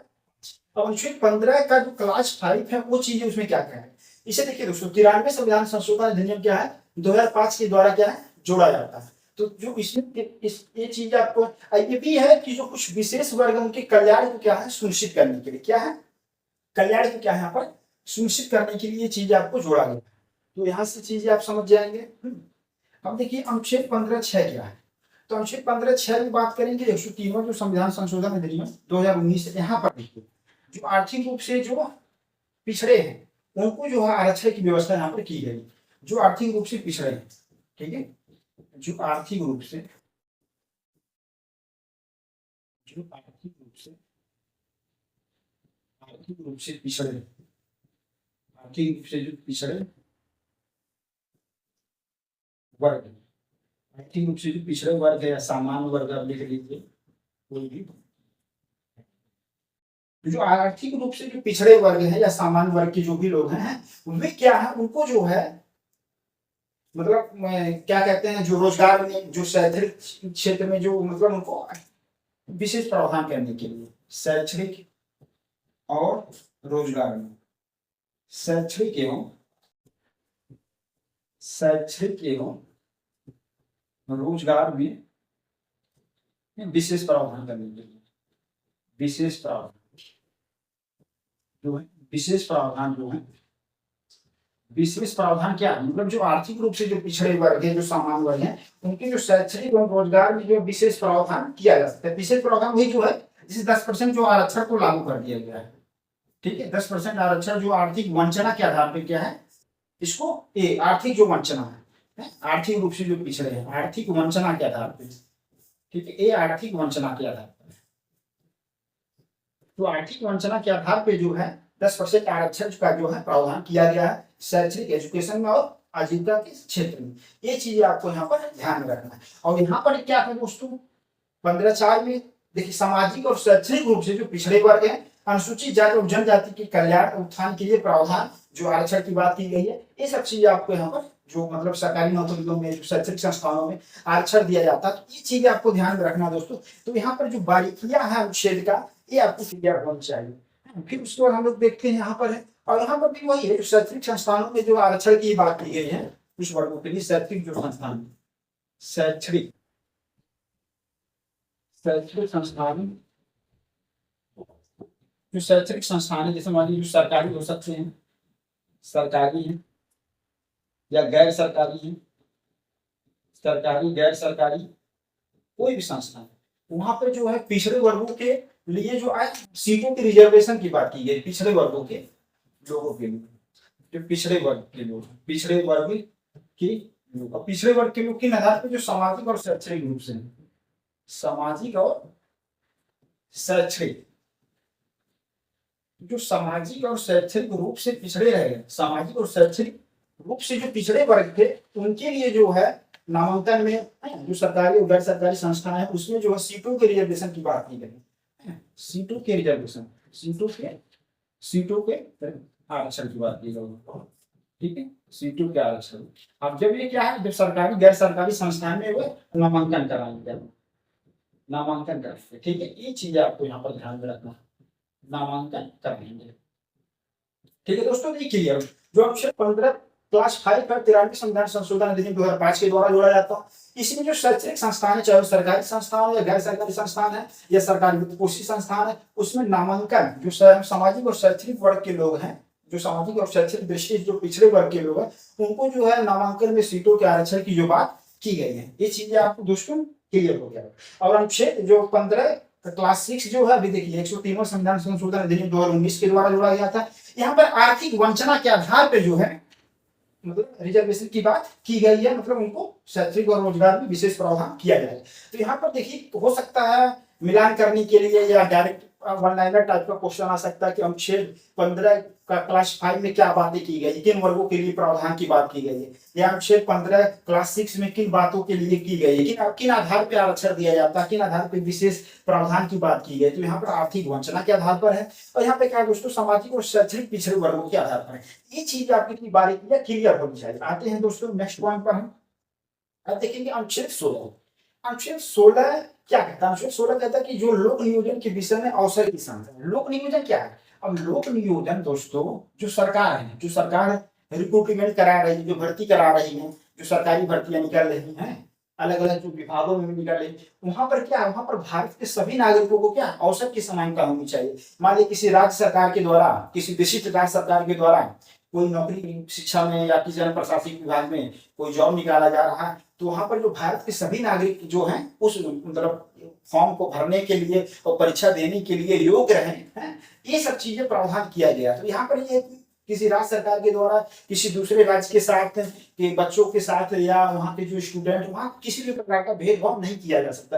ये अनुच्छेद 16 जो पूरी तरह से मना करता है। तो ये चीज आपको यहाँ पर दोस्तों क्लियर होनी चाहिए। अब देखिए अनुच्छेद 16 क्या कहता है। अनुच्छेद 16 कहता है लोक नियोजन के विषय में अवसर की समता। तो सरकार के द्वारा, चाहे भारत सरकार है या राज्य सरकार, उनके द्वारा कोई भी अपॉइंटमेंट किया जा रहा है, कोई पद निकाला गया भर्ती करने के लिए, वहां पर क्या होनी चाहिए, अवसर की समता होनी चाहिए। सभी व्यक्तियों को, भारत के सभी नागरिकों को जो योग्य है, जो उस फॉर्म को भरने के लिए, उस परीक्षा को देने के लिए योग्य है, उस पद पे ग्रहण करने के लिए योग्य है, योग्यता रखते हैं, तो उनको जो है फॉर्म भरने का, परीक्षा देने का और जो है जो नियुक्ति प्रक्रिया उसमें शामिल होने का पूरा एक समान रूप से जो है उनको अवसर मिलना चाहिए। कोई भेदभाव नहीं किया जा सकता। ये चीजें यहाँ पर अनुच्छेद 16 में किया गया।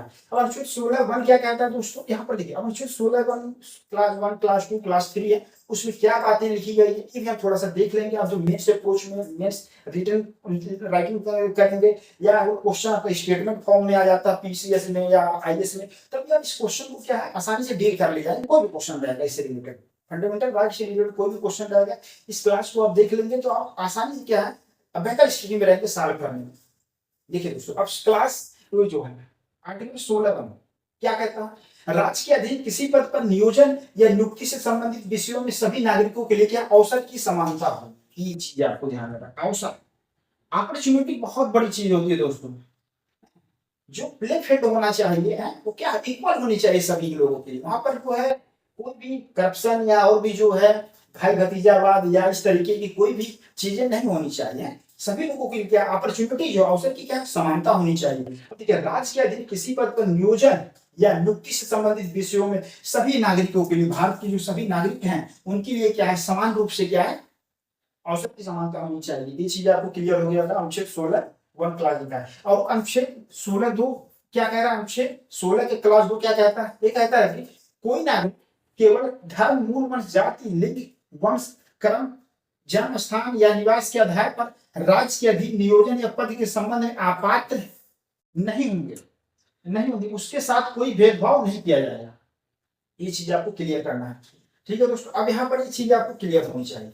कोई भी नागरिक, कोई भी भारतीय नागरिक है, ठीक है, उनको जो है धर्म के आधार पर, मूल वंश के आधार पर, जाति के आधार पर, लिंग के आधार पर, वंश क्रम के आधार पे, जन्म स्थान के आधार पे या निवास के आधार पर क्या है राज्य के अधीन नियोजन या किसी पद के संबंध में जो है अपात्र नहीं होगा। ठीक है, ये चीजें हैं और उसके साथ कोई भेदभाव नहीं किया जाए। अनुच्छेद जो है 16 के क्लास 2 जो है एकदम पूरी तरीके से स्पष्ट कर देता है राज्य सरकार को, कोई भी सरकार है, भारत सरकार है, राज्य सरकार है, केंद्र शासित प्रदेश कहेंगे, पूरी तरीके से क्या सरकार को निर्देश दिया जा रहा है संविधान के द्वारा कि आप कोई भी भेदभाव नहीं कर सकते। ये चीज आपको यहाँ पर क्लियर हो गया। अब आते हैं दोस्तों नेक्स्ट पॉइंट पे। अब देखिए अनुच्छेद 16(3) क्या कहता है, अनुच्छेद 16 के क्लास 3 क्या कहता है। यहाँ पर संविधान ने संसद को शक्ति दिया है, क्या है, केवल संसद को ही शक्ति प्रदान किया गया है। संसद के द्वारा विधि बनाकर निवास संबंधी शर्तें लागू करना। मान लीजिए निवास संबंधी शर्तें लागू किया जा सकता है, मतलब पार्लियामेंट में संविधान ने क्या है संसद को यह शक्ति दिया है कि वह कानून बनाकर निवास संबंधित जो शर्तें लागू कर सकती है। मान लीजिए किसी राज्य में कोई भर्ती आया, उसमें जो है मान लीजिए अब क्या क्या योग्यता होनी चाहिए उसमें पूरा लिस्टिंग दी हुई है और उसमें एक लिस्टिंग है निवास से संबंधित कंडीशन।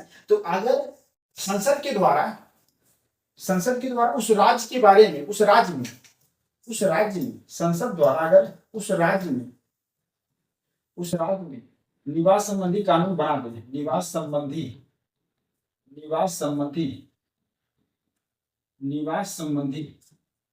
कानून, ठीक है, अगर संसद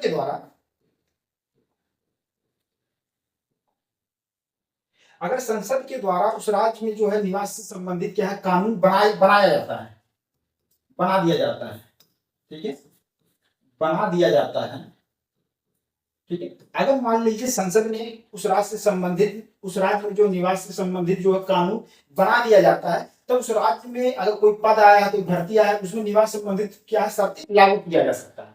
ठीक है, वैसे नहीं लागू किया जाता है जब तक संसद अगर कोई कानून नहीं बनाता है। अब उसे मान लिया आपको लक्षद्वीप में या अंडमान निकोबार में पौडीचेरी में कोई भर्ती आया है, वहां पर निवास संबंधी शर्तें लागू की जा रही है, तो वहां पर जो है उस केंद्र शासित प्रदेश के लिए क्या है, संसद ऐसा करके निवास संबंधित जो शर्तें हैं वहां पर उस फॉर्म में योग्यता में जो है शामिल कर सकती है। ठीक है, ये चीजें हैं। तो आप यहाँ पर इस चीज को आपको ध्यान में रखना है। तो अनुच्छेद 16(3) जो है यहाँ पर एक प्रावधान किया गया है कि संसद चाहे तो वह राज्य हो या केंद्र शासित प्रदेश हो, कोई भर्ती आया वहां पर अगर वो निवास संबंधी शर्तें लागू करना चाहते हैं तो ऐसा कर सकते हैं, लेकिन अगर संसद के द्वारा कानून बना दिया गया हो।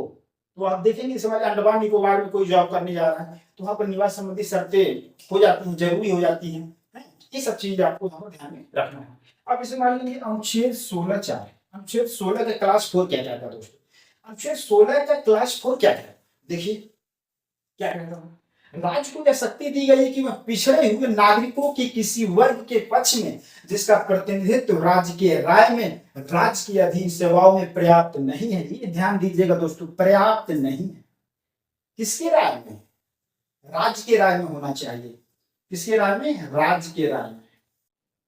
अगर ये राज्य को लगता है कि किसी समुदाय विशेष वर्ग का जो हमारे प्रशासन में है, राज्य सरकार के जो अधीन पद सृजित किए गए हैं उसमें उनका पर्याप्त प्रतिनिधित्व नहीं है, तो राज्य सरकार के द्वारा जो है उस समुदाय को जो है राज्य प्रशासन में शामिल करने के लिए कोई विशेष प्रावधान लागू कर सकती है, उनके लिए आरक्षण की व्यवस्था कर सकती है, उनके लिए सीटों का बढ़ाया जा सकता है। ये चीजें यहाँ पर प्रावधान किया गया। देखिए अनुच्छेद 16 के क्लास 4 क्या कहता है, तो राज्य को यह शक्ति दी गई कि वह पिछड़े हुए नागरिकों के किसी वर्ग के पक्ष में जिसका प्रतिनिधित्व राज्य की राय में राज्य की अधीन सेवाओं में पर्याप्त नहीं है, नियुक्तियों या पदों के आरक्षण का अनुबंध कर सकेंगे। तो राज्य सरकार जो है किसी भी समुदाय के बारे में लग रहा है कि वो बहुत पीछे रह गए हैं, उनका पर्याप्त प्रतिनिधित्व राज्य के शासन में नहीं है, तो उनको जो है आरक्षण के माध्यम से जो है किसी भर्ती प्रक्रिया में आरक्षण के माध्यम से जो उनको जो है शामिल करने की बातें की जा सकती है। ये चीजें यहाँ पर लिखी गई है।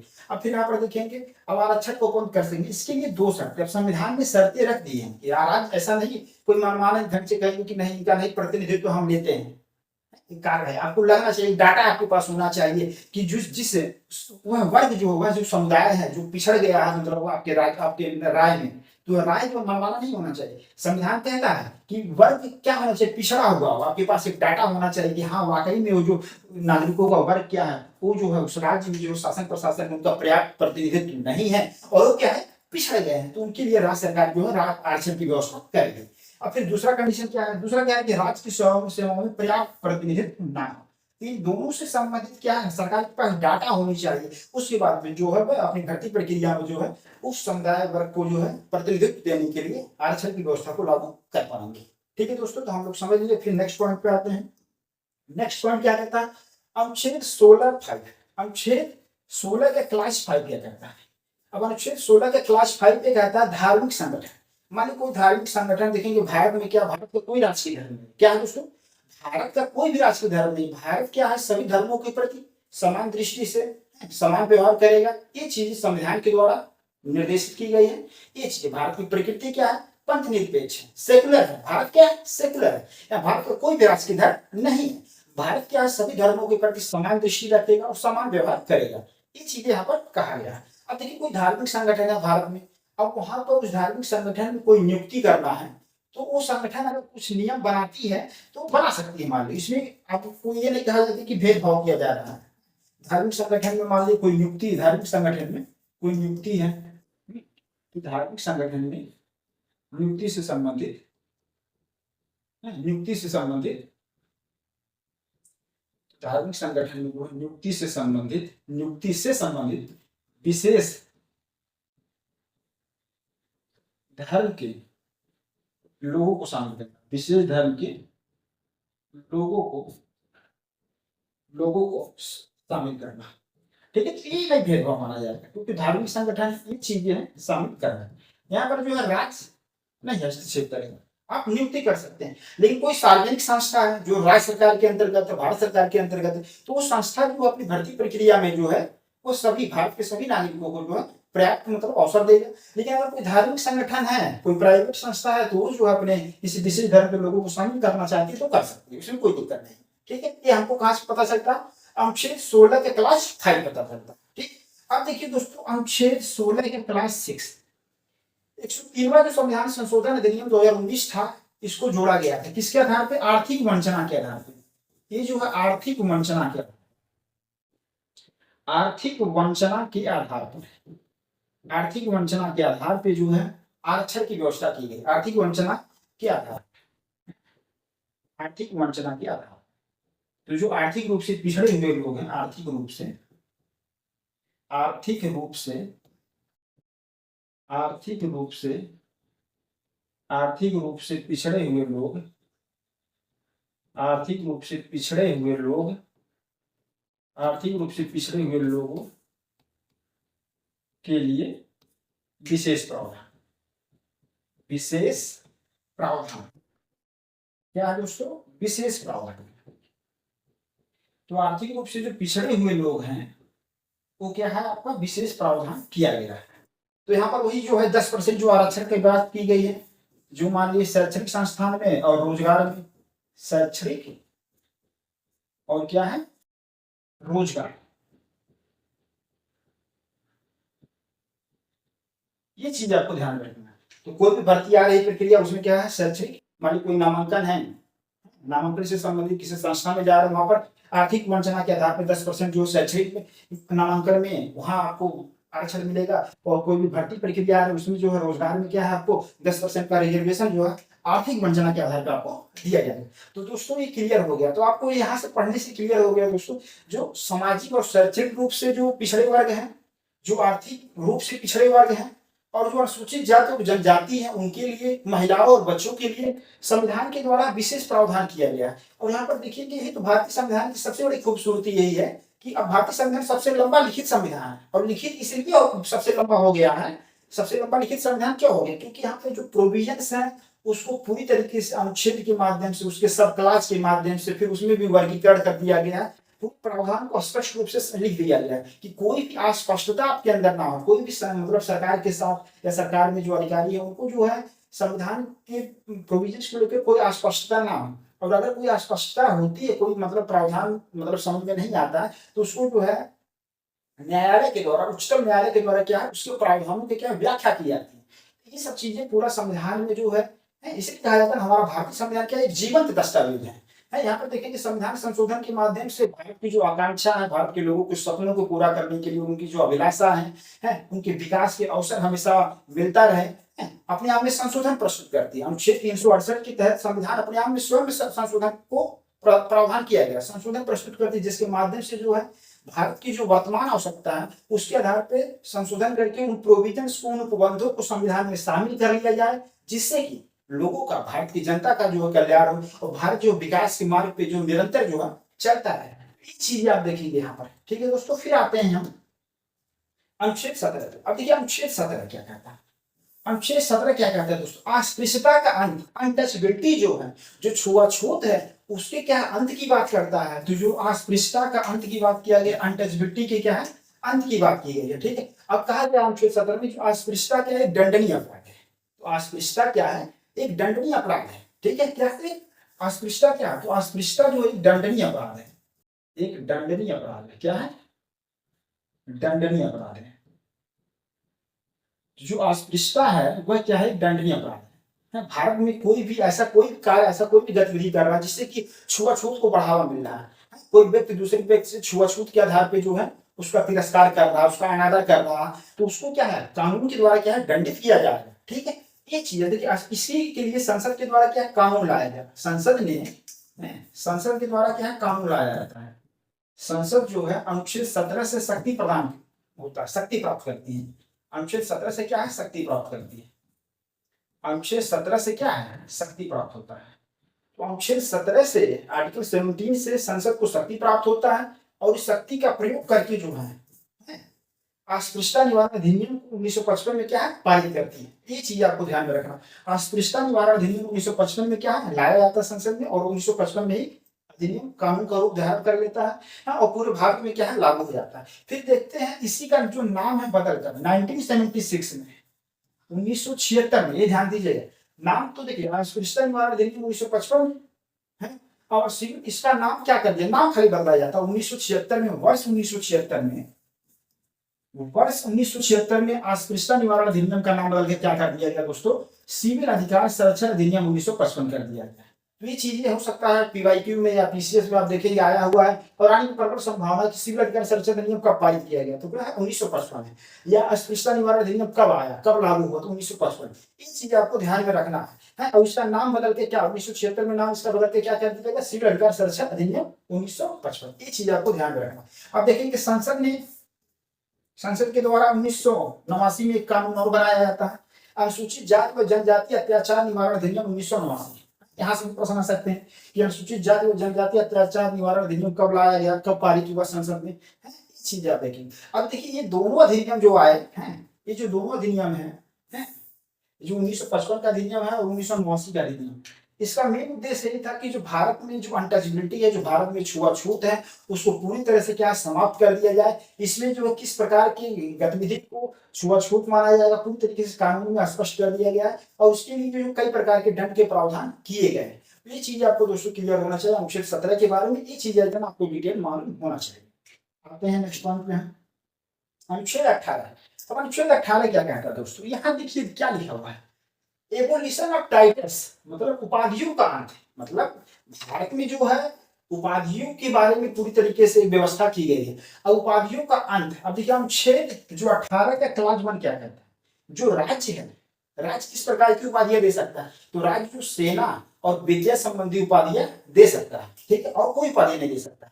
अब देखिए राज्य कौन है, आपको हम बताया, राज्य का मतलब हो गया भारत सरकार, लोकसभा, राज्यसभा जो संसद है, जो राज्य विधानमंडल है, जो राज्य सरकार है, जो सार्वजनिक संस्थाएं हैं, जो सार्वजनिक संवैधानिक संस्थाएं हैं, जो वैधानिक संस्थाएं हैं, जो कॉन्स्टिट्यूशनल बॉडीज है, जो स्टैट्यूटरी बॉडीज है, जो सार्वजनिक पदाधिकारी है, तो कोई भी सार्वजनिक कार्यालय है वो क्या है, तो राज्य किससे संबंधित है। आपको अनुच्छेद 12 में हमने डिफिनेशन बता दिया था राज्य किसे कहते हैं। अब देखिए राज्य क्या है, राज्य आपको विद्या और सेवा संबंधी, विद्या क्या है और सेना, विद्या और सेना संबंधी उपाधियां दे सकता है। तो यहाँ पर लिख लेते हैं वही चीजें। राज्य क्या है, तो राज्य केवल राज्य केवल राज्य केवल राज्य केवल विद्या एवं सेना संबंधी उपाधियां दे सकता है। सेना संबंधी उपाधियां प्रदान कर सकता है। उपाधियां जो है प्रदान कर सकता है,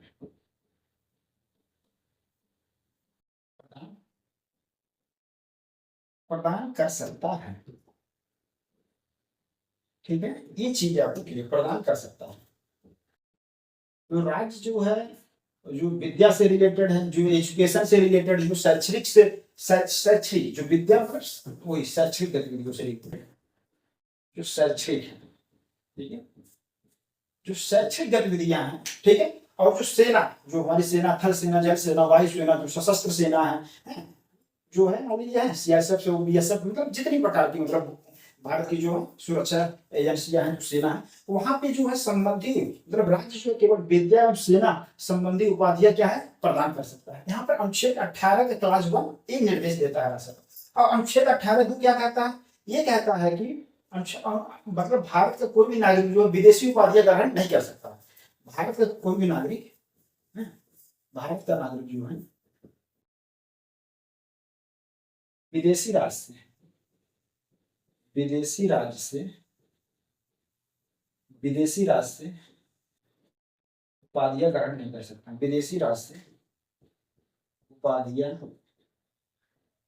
उपाधियां ग्रहण नहीं कर सकता।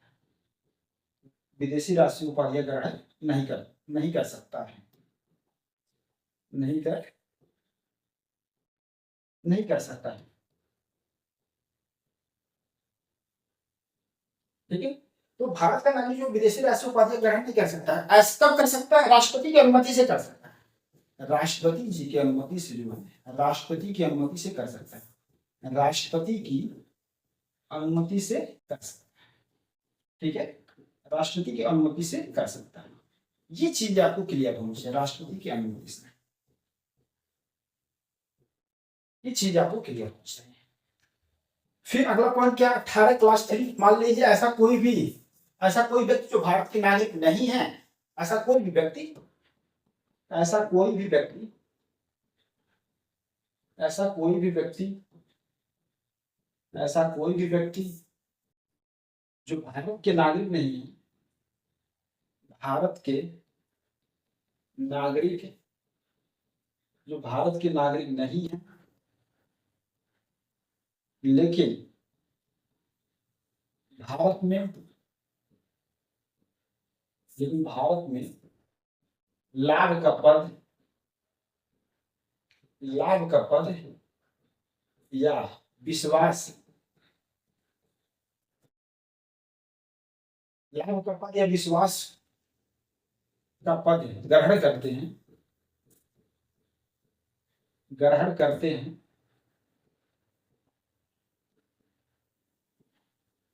ग्रहण करते हैं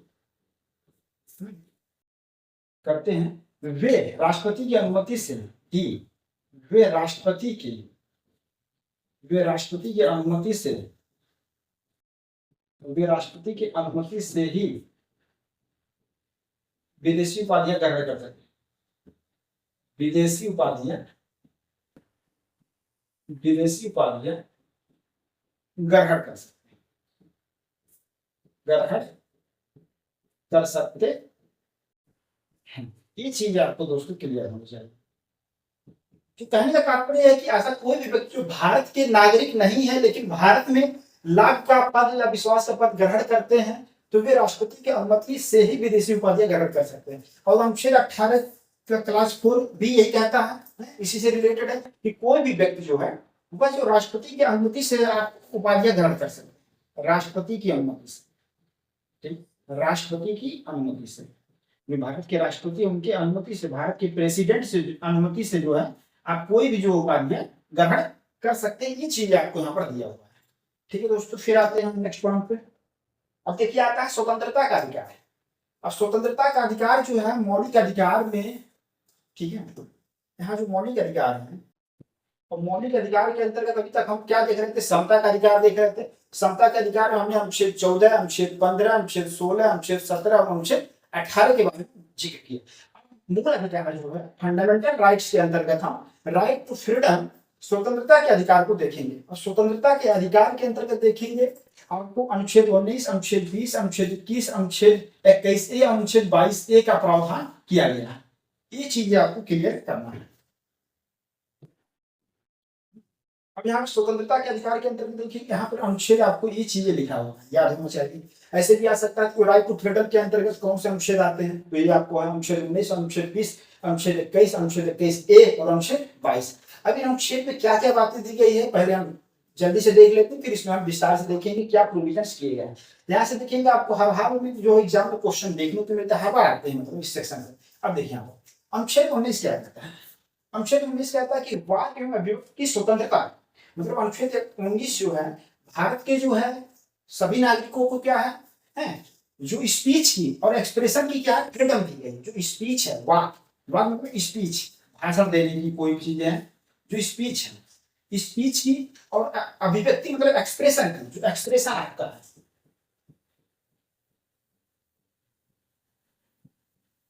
ठीक है, तो वाक एवं अभिव्यक्ति की क्या है, स्वतंत्रता, मतलब स्पीच और एक्सप्रेशन की क्या है, फ्रीडम की बात की गई अनुच्छेद 19। आपको ये क्लियर होना चाहिए। अनुच्छेद 20 क्या कहता है, अनुच्छेद 20 से कहता है अपराधों के लिए 2 सिद्धि के संबंध में संरक्षण है। मतलब अगर कोई व्यक्ति कोई अपराध कर दिया है, तो अगर न्यायालय के द्वारा कानूनी प्रक्रिया के माध्यम से जांच चल रहा है, तो जब तक जांच मतलब अपराध सिद्ध नहीं हो जाता कि वाकई में अपराध किया है, तब तक जो है आप उसके क्या है संरक्षण दिया गया। मतलब वही चीज कहा गया, अपराधों के लिए दोष सिद्धि के संबंध में क्या है संरक्षण। किसी व्यक्ति के द्वारा कोई अपराध का, किसी विधि के कानून के उल्लंघन का दोषी पाया जाता है, तो न्यायालय के द्वारा जब तक निर्णय नहीं कर दिया जाता है, निर्णय नहीं आ जाता, तब तक कि उसको जो है संरक्षण प्रदान किया गया। ये चीज आपको यहाँ पर क्लियर होना चाहिए। फिर देखेंगे अनुच्छेद 21 क्या कहता है दोस्तों। अनुच्छेद 21 है प्राण एवं दैहिक स्वतंत्रता का संरक्षण, मतलब किसी व्यक्ति के प्राण से उसकी जो स्वतंत्रता से क्या है, विधि द्वारा स्थापित प्रक्रिया के माध्यम से ही वंचित कर सकते हैं, वैसे नहीं कर सकते। मनमानी तरीके से राज्य जो है, मनमानी तरीके से किसी व्यक्ति की जो है स्वतंत्रता को अंकुश नहीं लगा सकते हैं, उसकी प्राण पे कोई अंकुश नहीं लगा सकते हैं। वे विधि द्वारा स्थापित प्रक्रिया के तहत ही ऐसा कर सकते हैं। ठीक है, विधि द्वारा स्थापित प्रक्रिया, यहाँ पर चीजें होनी चाहिए विधि द्वारा स्थापित, विधि द्वारा स्थापित प्रक्रिया, विधि द्वारा स्थापित प्रक्रिया। ठीक है, तो प्राण ही स्वतंत्रता का संरक्षण है, और कोई अगर अंकुश लग रहा है तो विधि द्वारा स्थापित प्रक्रिया के तहत ये चीजें किया जा सकता है। ये चीजें आपको दोस्तों क्लियर होनी चाहिए। ठीक है, अब आते हैं नेक्स्ट पॉइंट पे। नेक्स्ट अनुच्छेद क्या है? अनुच्छेद 21A प्रारंभिक शिक्षा अधिकार, जो प्राइमरी एजुकेशन है, 6 वर्ष की आयु से लेकर 14 वर्ष, 6 वर्ष से लेकर 6 वर्ष से 14 वर्ष तक, जो 6 वर्ष से 14 वर्ष तक के जो बच्चे हैं, उनकी क्या है, शिक्षा की व्यवस्था की बात की गई है। फंडामेंटल राइट, एक मौलिक अधिकार है। इसको कब लाया गया था? 86वें संविधान संशोधन अधिनियम 2002 के द्वारा। इसको कब लाया गया था? 86वें संविधान संशोधन, 86वें संविधान संशोधन अधिनियम 2002।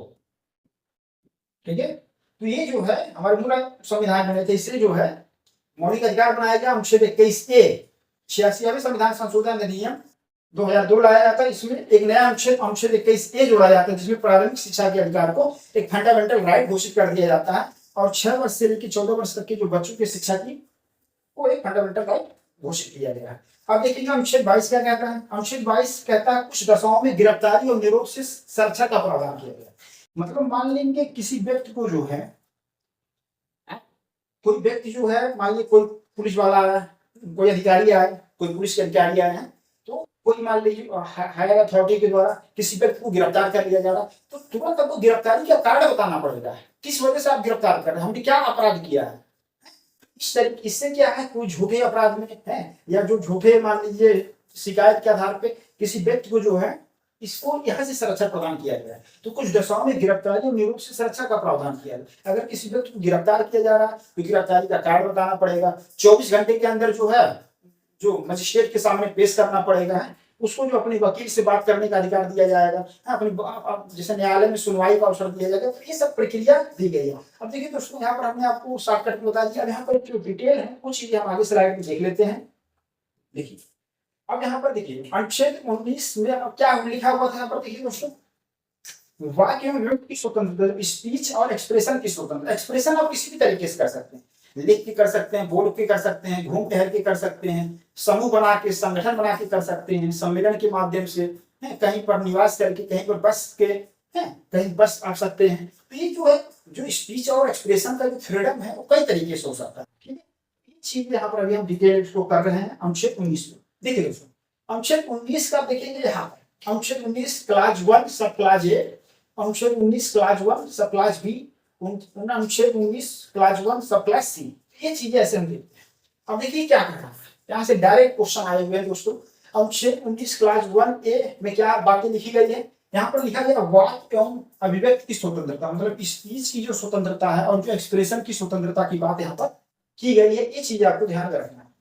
फिर यहाँ पर देखेंगे अनुच्छेद 19 क्लास 1B लिखा गया है शांतिपूर्वक तरीके से, शांतिपूर्ण तरीके से हथियार नहीं सम्मेलन का अधिकार। मान लीजिए कहीं आप आपस में मीटिंग करना चाह रहे हैं, कोई सम्मेलन करना चाह रहे हैं, तो वहां पर भारतीय नागरिक कर सकते हैं, एक जगह सम्मेलन कर सकते हैं। वो सम्मेलन कैसा होना, शांतिपूर्वक तरीके से होना चाहिए। इससे जो कानून व्यवस्था बिगड़े ना, कानून व्यवस्था शांतिपूर्ण तरीके से बनी रहे, आम जनता को जो कोई दिक्कत ना हो, आप सम्मेलन कर सकते हैं बिना हथियार रहित। तो हथियार लेके नहीं जाना, आपको लाठी डंडा बंदूक लेके नहीं जाना। ठीक है, ये चीज आप कोई भी सम्मेलन आयोजित करते सकते, शांतिपूर्वक तरीके से, शांतिपूर्वक होना चाहिए, हथियार रहे, तो वहां पर कोई उस तरीके का आपत्तिजनक सामान नहीं होना चाहिए। ये चीज आपको यहाँ पर लिखा गया है, ये आपको फंडामेंटल राइट है।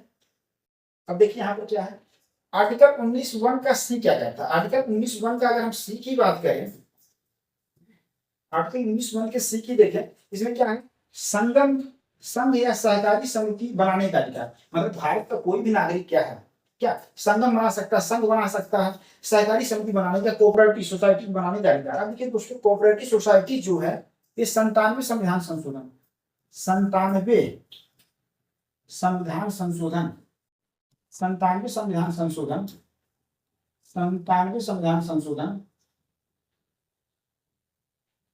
2011, मतलब 2011 में परिवर्तन किया जाता है। तो सहकारी समिति को क्या है, अनुच्छेद 19(1)(c) में क्या है, जोड़ा जाता है, पहले नहीं था। इसको 97 संविधान संशोधन 2011 के द्वारा सहकारी समिति जो कोऑपरेटिव सोसाइटीज है उसको क्या है, जोड़ा जाता है। तो ये चीजें पहले संविधान में हमारे नहीं था, इसको जो है 97 संविधान संशोधन अधिनियम 2011 के द्वारा जोड़ा गया। तो जो कोऑपरेटिव सोसाइटीज की बात की है। अब फिर देखेंगे अनुच्छेद 19(1)(d) में क्या कहा गया, इसमें कहा गया है कि भारत के राज्य क्षेत्र में आवास संचरण का अधिकार है, मतलब आप भारत में कहीं घूम सकते हैं, भारत के राज्य क्षेत्र में कहीं भी आप घूम सकते हैं। अब घूमने में इस वाली जो जनजाति क्षेत्र है, जो अनुसूचित क्षेत्र, जहाँ पर भारत सरकार के द्वारा, राज्य सरकार के द्वारा प्रतिबंध लगाया गया, वहां पे आप नहीं जा सकते। वहां पर युक्त जो रीजनेबल रिस्ट्रिक्शंस है उसका आपको पालन करना पड़ेगा। भारत की जो स्वतंत्रता, अखंडता, एकता को ध्यान में रखते हुए कानून व्यवस्था को बनाए रखने के लिए अंकुश लगाया जा सकता है। इस तरीके की कुछ चीजें हैं आपको यहाँ पर तो, लेकिन ये भारत के राज्य क्षेत्र में जो आवास संचरण का अधिकार है कुछ प्रावधानों के, कुछ मतलब प्रतिबंधों के अधीन रहते हैं। अब फिर यहाँ पर देखेंगे अनुच्छेद 19(1)(e) क्या कहता है, यहाँ पर कहता है भारत के किसी भी भाग में निवास करने और बस जाने का अधिकार। मान लिया कहीं गए घूमने टहलने गए, लग रहा है कि वहीं पर जमीन लेके वहीं पर कोई रोजगार कर लेना चाहिए, वहीं पर क्या है, तो ये सब चीजें आप कर सकते हैं। यहाँ पर लिखा हुआ भारत किसी भाग में निवास करने और बस जाने का अधिकार, यह कहाँ से मिला है, अनुच्छेद 19(1)(e). ठीक, ये चीज आपको ध्यान रखना। फिर आप देखिए अनुच्छेद 19(1) का जो जी है, यहाँ पर क्या लिखा होगा, कोई भी वृत्ति, उपजीविका, व्यवसाय या व्यापार करने का अधिकार। तो भारत की नागरिक जो है कोई भी व्यवसाय व्यापार जो है शुरू कर सकते हैं। ये चीजें आपको मौलिक अधिकार, फंडामेंटल राइट दिया गया। अब देखिए ये जो है दिया गया है अनुच्छेद 19, इस पे जो है भारत की स्वतंत्रता, भारत की एकता, अखंडता को ध्यान में रखते हुए और कानून व्यवस्था, जो न्यायालय की मतलब अवमानना है, मानहानि है, इस तरीके का जो है मान लीजिए सदाचार, शिष्टाचार, जनता के कल्याण को ध्यान में रखते हुए अंकुश लगाया जा सकता है। तो ये चीजें कुछ मतलब ये पूरी तरीके से निरपेक्ष रूप से नहीं मिली है। यहाँ पे जो है युक्त जो प्रतिबंध लगाए जा सकते हैं, रिस्ट्रिक्शन प्रतिबंध, भारत की एकता अखंडता को ध्यान में रखते हुए भारत के मतलब जो भारत के सभी लोगों में जो एक प्रकार की समरसता बनी रहे। तो अगर कोई अपराध करने का संभावना है तो वहां को रोक दिया जाएगा, ठीक है, प्रतिबंधित कर दिया जाएगा। तो ये सब चीजें आपको उस प्रतिबंधों के साथ जो है ये अधिकार आपको मिले हुए फंडामेंटल राइट। अब फिर आते हैं नेक्स्ट पॉइंट पे, हम नेक्स्ट पॉइंट पे आप आ जाएंगे। यहाँ पर देखिए अब अगला चीज क्या है, अनुच्छेद 20 की हम बात करते हैं। अनुच्छेद 20 में अगर हम देखेंगे क्या कहा गया है, देखिए अनुच्छेद 20 क्या कहता है, अनुच्छेद 20 कहता है अपराधों के लिए दोष सिद्धि के संबंध में सुरक्षा। अब कोई मान लो किसी व्यक्ति ने कोई अपराध कर दिया है दोस्तों, तो वो क्या करेगा, मतलब न्यायालय के द्वारा कानूनी प्रक्रिया के द्वारा जांच चल रही है, तो जब तक जो है दोषी नहीं सिद्ध हो जाता तब तक क्या है उसको जो है अनुच्छेद 20 के तहत क्या संरक्षण प्रदान किया जाए। ये आपको ध्यान रखें, अनुच्छेद 20 के तहत 3 प्रकार का संरक्षण दिया गया है। अगर किसी व्यक्ति ने कोई अपराध कर लिया है तो उस अपराध के समय जो दंड था वही दिया जाएगा। अगर किसी विधि का उल्लंघन किया गया है उस विधि के लिए जो दंड बनता है वही दंड दिया जाएगा। ऐसा नहीं कि कोई नया दंड ला के उसको दे दिया जाएगा, ठीक है, ये चीजें आपको ध्यान में रखना। अब यहाँ पर देखिए क्या अनुच्छेद 20 क्या है, अनुच्छेद 20 कहता है इसमें क्या कहा गया है, राज्य किसी व्यक्ति को मनमाने तरीके से दंडित न कर सके। इसमें 3 प्रावधान किए गए, मतलब राज्य जो है मनमाने तरीके से किसी व्यक्ति को दंडित ना करे, इसके लिए यहाँ पर संरक्षण का प्रावधान किया गया। देखिए क्या है, भूतलक्षी दंडित विधियों से संरक्षण है। भूतलक्षी दंडित विधियों से क्या है, संरक्षण है, मतलब सरकार के द्वारा, राज्य सरकार और भारत सरकार कोई भी संस्था हो वो ऐसा कोई विधि नहीं बना सकती है कि मान लीजिए कोई अपराध आज हुआ है वो बहुत पहले से लागू हो जाए विधि, ऐसा नहीं। उस जब अपराध हुआ उस समय जो विधि उसके लिए दंड के लिए लागू थी वही दंडित उसी आधार पर ही किया जाएगा। ये चीज यहाँ पर क्लियर है। देखिए देखिए क्या लिखा हुआ, किसी कानून को अतीतकालीन प्रभाव विधि से लागू करना। तो मान लीजिए आज कानून बना रहे हैं लेकिन कह रहे कि नहीं ये 2 साल पहले से लागू होगा, तो ऐसा नहीं कर सकते। ये चीज यहाँ पर जो है उस मतलब संरक्षण की बात की गई है। उस समय किसी व्यक्ति ने जो अपराध किया था उस अपराध के लिए जो दंड का प्रावधान था वही दंड दिया जाएगा। ऐसा नहीं कि आज कोई नया कानून बना के 2 साल पहले कोई अपराध हुआ था तो उसके लिए बहुत ज्यादा कठोर दंड दे रहे हैं। हाँ, अगर कोई कठोर दंड का प्रावधान बन रहा है तो उसके बाद जो कोई अपराध होगा उससे संबंधित तो उस तरीके का दंड दिया जा सकता है। लेकिन है कि उसको पीछे से लागू नहीं किया जा सकता। ये चीज आपको क्लियर होनी चाहिए। तो यहाँ पर एक आ गया, किसी कानून को अतीतकालीन प्रभाव तिथि से लागू करना। तो भूतलक्षी दांडिक विधियों से संरक्षण है, मतलब संसद के द्वारा या राज्य विधानमंडल के द्वारा या सरकार के किसी अंग के द्वारा अगर कोई भी ऐसा कानून नहीं बना सकते हैं कि वो पुरानी तिथियों से क्या है लागू करे। ये यहाँ से है, इसको क्या अपराधों के लिए दो सिद्धि के संबंध में क्या संरक्षण है, ये चीज है। आप देखिए यहाँ पर क्या लिखा हुआ है, देखिए दोस्तों, यह आपराधिक कृत्य से संबंधित है। इसके अंतर्गत कोई व्यक्ति किसी अपराध के लिए तब तक, ये लाइन बहुत इंपॉर्टेंट, तब तक दोषी नहीं माना जाएगा जब तक कि उसने ऐसा कोई कार्य करते समय किसी प्रवृत्ति विधि का अतिक्रमण नहीं किया है। तो कोई व्यक्ति को जब तब तक दोषी नहीं माना जब तक कि उसने ऐसा कोई कार्य करते समय किसी प्रवृत्ति विधि का अतिक्रमण नहीं किया है। अगर किसी व्यक्ति ने किसी विधि का उल्लंघन किया है, कोई अपराध किया है, तो उसके लिए जो दंड है वही दंड दिया जाएगा। ये चीज यहाँ पर क्लियर हो गई। फिर क्या लिखा गया है, दूसरा पॉइंट, दोहरे दंड से संरक्षण, मतलब किसी कोई व्यक्ति अगर अपराध कर दिया है तो क्या है, उससे दोहरे दंड से संरक्षण की बात कैसे की गई है।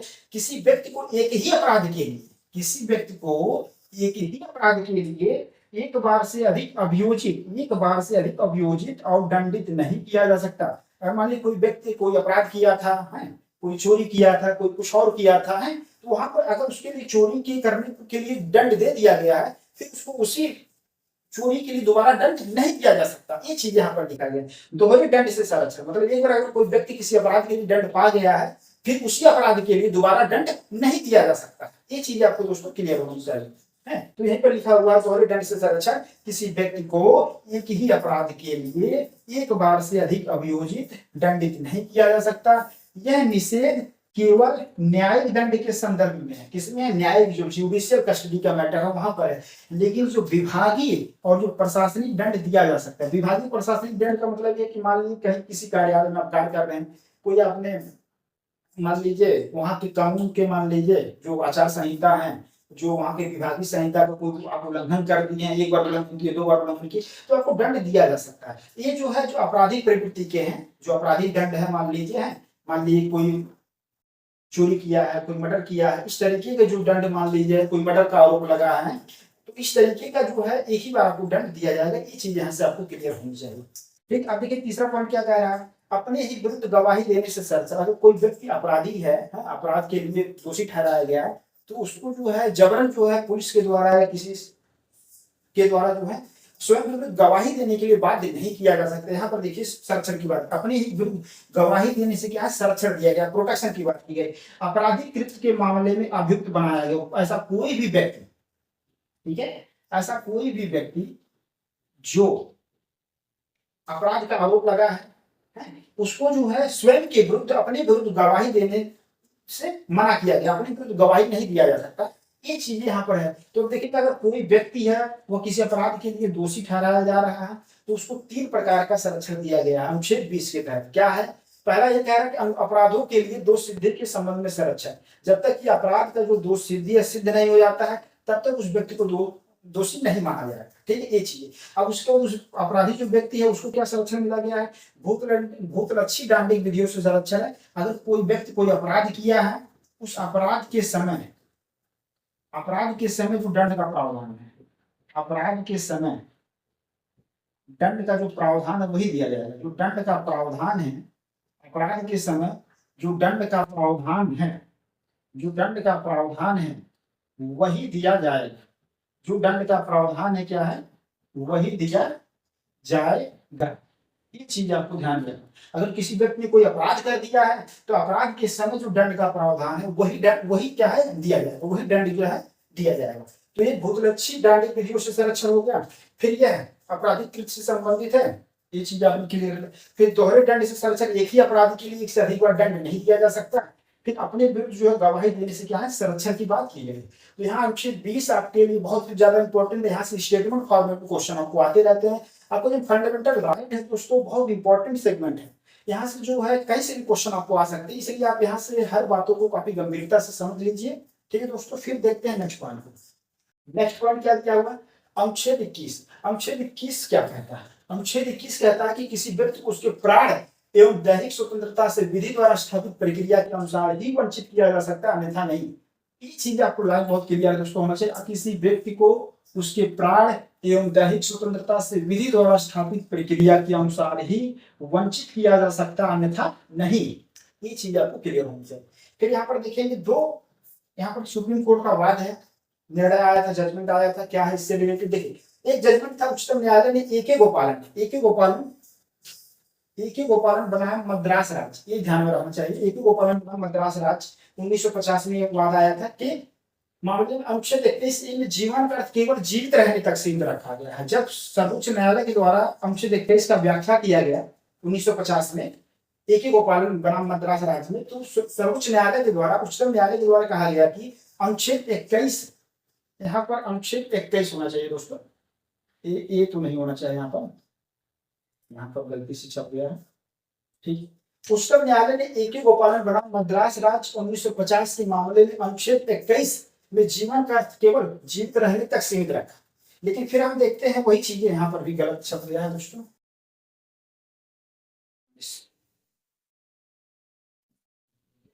अब देखिए, लेकिन 1978 के मेनका गांधी बनाम भारत संघ, ये आपको बात मालूम होना चाहिए। मेनका गांधी बनाम भारत संघ में अनुच्छेद 21 की व्यापकता को बढ़ाकर जीवन का अर्थ केवल जीवित रहने तक नहीं है, बल्कि क्या है, बल्कि क्या, मानवीय गरिमा, पूर्ण जीवन जीने का अधिकार माना गया। ठीक है, ये चीजें आपको ध्यान रखना। लेकिन जब 1978 में सर्वोच्च न्यायालय के द्वारा, उच्चतम न्यायालय के द्वारा अनुच्छेद 21 का पुनर्व्याख्या किया जाता है और ये कहा जाता है कि जो जीवन का अर्थ केवल जीवित रहने तक नहीं है, इसका बहुत व्यापक अर्थ है। मतलब ये मानवीय गरिमा के साथ जीवन जीना, मानवीय गरिमा पूर्ण जीवन जीने का अधिकार अनुच्छेद 21 में क्या है, निहित है। उसमें जैसे देखते हैं उच्चतम न्यायालय के द्वारा समय समय पर विभिन्न प्रकार के निर्णयों को मतलब मौलिक अधिकार के रूप में घोषित किया गया है। अब जैसे देखेंगे जो गोपनीयता का क्या, जो प्राइवेसी का राइट क्या, एक मौलिक अधिकार है, अनुच्छेद 21 के अंतर्गत आता है। स्वच्छ पर्यावरण का अधिकार क्या है, अनुच्छेद 21 के अंतर्गत आता है, एक मौलिक अधिकार के रूप में क्या है, शामिल किया है। तो ये उच्चतम न्यायालय के द्वारा समय समय पर अपने निर्णयों में जो है संविधान के अनुच्छेदों की व्याख्या की जाती है, फिर उसमें जो प्रोविजंस को शामिल किया जाता है। ये चीज आपको ध्यान में रहना। तो अब जब हम अनुच्छेद 21 पढ़े तो आपको ए के गोपालन वाद 1950 ध्यान में रहनी चाहिए, और 1978 में जो मेनका गांधी बनाम भारत संघ वाद है, ये ध्यान में रहना चाहिए। और जो मेनका गांधी बनाम भारत संघ वाद में 1978 में अनुच्छेद 21 को बहुत ज्यादा व्यापक स्वरूप दिया जाता है और कहा जाता है कि मानवीय गरिमापूर्ण जीवन जीने का अधिकार के लिए जो भी चीजें जरूरी है वो आपके पास होना चाहिए। आपके पास पासपोर्ट होना चाहिए, आपके पास जो गोपनीयता का राइट होना चाहिए, स्वच्छ पर्यावरण का राइट होना चाहिए, और भी बहुत चीजें आने वाले समय में जो है निर्णय दिए गए हैं। तो यहाँ पर देखिए मेनका गांधी बनाम भारत संघ वाद में पासपोर्ट का मैटर था कि पासपोर्ट जो रखना मान लीजिए, तो उससे रिलेटेड था। लेकिन बाद में उच्चतम न्यायालय के द्वारा स्वच्छ पर्यावरण के अधिकार को, गोपनीयता के अधिकार को भी क्या है, अनुच्छेद 21 में क्या है, शामिल किया। ठीक है दोस्तों, फिर आते हैं नेक्स्ट पॉइंट पे। यहाँ पर देखिए 86वें संविधान संशोधन अधिनियम 2002 के द्वारा अनुच्छेद 21 ए जोड़ा गया और इसमें क्या 6 से 14 वर्ष तक के बच्चों के अनिवार्य एवं निःशुल्क शिक्षा की व्यवस्था की गई। ठीक है, इसको कब जोड़ा गया है, 86वें संविधान संशोधन अधिनियम 2002 के द्वारा क्या है दोस्तों, जोड़ा जाता है। अब आते हैं नेक्स्ट पॉइंट पे। यहाँ पर देखिए अनुच्छेद 22। तो अनुच्छेद 22 क्या कहता है दोस्तों, यहाँ पे लिखा होगा कुछ दशाओं में गिरफ्तारी एवं निरोध से क्या है, संरक्षण की बात की गई। अब यहाँ पर देखिए क्या लिखा हुआ है, पहला क्या है, अपनी गिरफ्तारी का कारण जानने का अधिकार। अगर किसी के द्वारा, किसी पुलिस के द्वारा, ऑफिसर के द्वारा गिरफ्तार किया जा रहा है किसी व्यक्ति को, तो उसमें क्या है, आपको गिरफ्तारी का क्या है, कारण बताना पड़ेगा। तुरंत आपको क्या है, गिरफ्तारी का क्या है, कारण बताने का हो रहा है। फिर उसके बाद क्या, उस व्यक्ति को क्या है, अपनी रुचि के वकील से मामला कोर्ट में प्रस्तुत कराने का अधिकार होगा। ये चीज आपको ध्यान में रहनी चाहिए। फिर लिखा हुआ 24 घंटे के अंदर मजिस्ट्रेट के समक्ष प्रस्तुति का अधिकार। जिस व्यक्ति को गिरफ्तार किया गया है उसी 24 घंटे के अंदर आपको मजिस्ट्रेट के समक्ष क्या है, प्रस्तुत करना होगा। फिर यहाँ पर लिखा हुआ इन 24 घंटों में जो है अवकाश यात्रा में लगा समय शामिल नहीं हो। ये चीज आपको हटाकर, मतलब 24 घंटे के अंदर मान लीजिए आप मजिस्ट्रेट कहीं दूसरे जगह बैठते हैं तो वहां ले जाने में जो समय लगेगा उसको जोड़ा नहीं जाएगा।